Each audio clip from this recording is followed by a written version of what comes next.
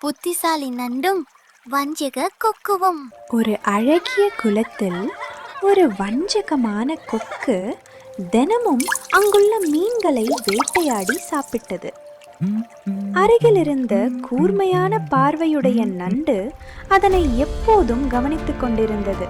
ஒரு கடும் வெயில் காலத்தில் தண்ணீர் வேகமாக குறைந்து குளம் மெதுவாக காய்ந்து போக தொடங்கியது. குளம் சிறு குட்டை போலானது. மீன்கள் அஞ்சி நடுங்கின.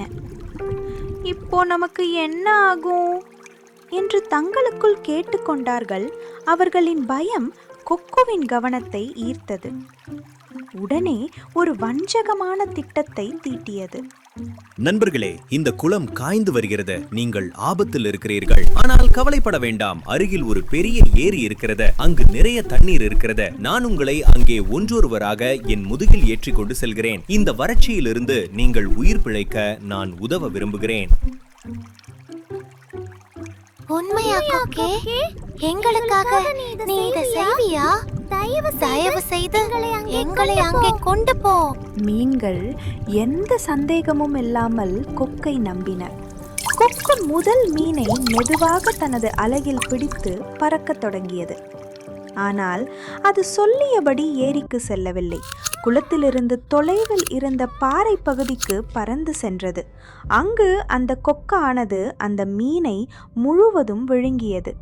பின்னர் எதுவும் நடக்காதது போல அப்பாவியாக முகத்தை வைத்தொருட்டு குளத்துக்கு திரும்பி வந்தது. நண்பனை ஏரியில் பாதுகாப்பாக விட்டுவிட்டேன். உங்களில் யார் அடுத்த அதிர்ஷ்டசாலி? என்னை கூட்டிட்டு போ. என் குடும்பத்தை கொண்டு போ. என்னை கூட்டிட்டு போ. என் குடும்பத்தை கொண்டு போ. நாட்கள் செல்ல செல்ல குளத்தில் மீன்களின் எண்ணிக்கை குறைந்து கொண்டே போனது. ஒவ்வொரு முறை திரும்பும் போது கொக்கு மிக மகிழ்ச்சியாக இருந்தது. இதை கவனித்த நண்டு ஏதோ தவறு நடக்கிறது என்று உணர்ந்தது. ஏன் எந்த மீனும் திரும்பி வரல? கொக்கு நல்லா தின்னு கொழுத்து போயிருக்கு. உண்மையை கண்டுபிடிக்க வேண்டும். கொக்கு அடுத்த சுற்றுப்பயணத்திற்கு தயாரான பொழுது நண்டு முன்னுக்கு வந்தது. கொக்கே, நீ எல்லோருக்கும் உதவி செய்கிறாய். குளம் கிட்டத்தட்ட காய்ஞ்சு விட்டது. என்னையும் அந்த ஏரிக்கு கொண்டு செல்ல முடியுமா? கண்டிப்பாக நண்டே, என் முதுகில் ஏறிக்கோ. இன்று நல்ல நண்டு வறுவல், அதாவது உன்னை போன்ற நல்ல நண்டை காப்பாத்த போறேன். இன்னைக்கு நல்ல நண்டு வறுவல் செஞ்சு சாப்பிடணும். நண்டு கொக்குவின் முதுகில் ஏறியது. கொக்கு சிறகுகளை விரித்து பறக்கத் தொடங்கியது. நண்டு கீழே சுற்றி பார்த்து கொண்டிருந்தது. கீழே இருந்த நிலம் மெதுவாக பாறைகளாலும் வெறிச்சோடிய பகுதிகளாலும் நிரம்பி இருந்தது. கொக்கே, நாம் எங்கே போகிறோம்?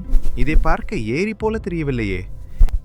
நண்பா, ஒரு சிறிய மாற்றுப்பாதை கிட்டத்தட்ட வந்து விட்டோம். அவர்கள் அந்த கொடிய பாறை பகுதிக்கு அருகில் வந்தார்கள்.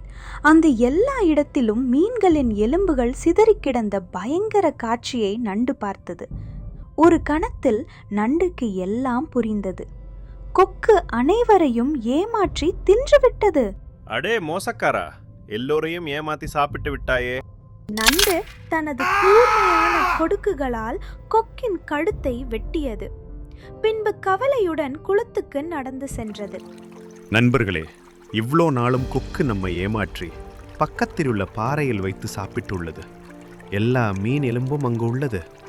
நான் அந்த வஞ்சக கொக்கை கொன்னுட்டேன்.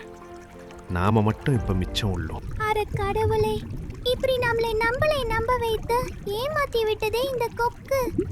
எங்களை காப்பாத்தினதுக்கு நன்றி நண்டே.